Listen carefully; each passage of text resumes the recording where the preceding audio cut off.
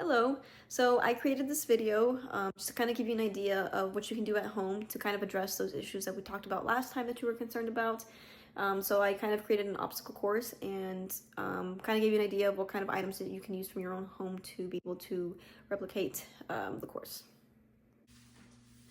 So to begin the obstacle course, you're going to be in a chair, and you're just going to practice doing a few sit-to-stands. So we can start with 5, just kind of getting a warm-up, practicing on strengthening our legs as well.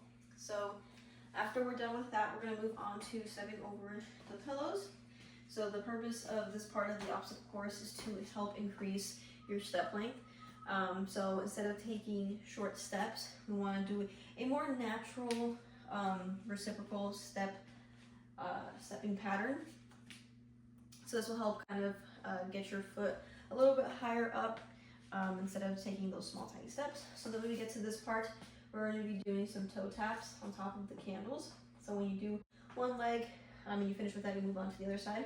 So as you notice, when you're doing the tap itself, you're shifting all your weight onto one side. So this really helps with single leg balance. It helps with just overall like posture control. And so then once we're done with this part, we're going to move on to this side of the obstacle course. Alright, so with the last part of the obstacle course, we're going to be on one side of the towel, and you're just going to practice going from one side to the other, like this. And so once you reach that halfway point, you can either face this way, or if you're on that side, you can face that way.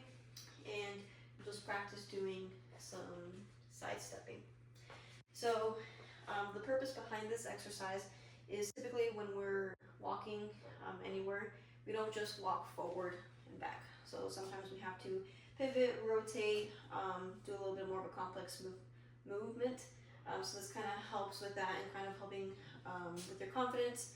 So if something is in the way and you have to maybe step over it this way, you won't feel like it's too scary for you. So after you've done the obstacle course and you find that it's not as challenging, there's a few things that you can do to make it a little bit more difficult. So with the first part, we can remove the pillows. You can add something that's a little bit higher. That's going to force you to take a bigger step.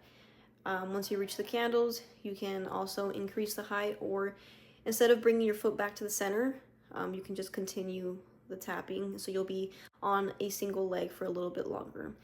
When you reach the towels, so as you do the motion, you can step on something that's not as stable, and that can kind of challenge your stability.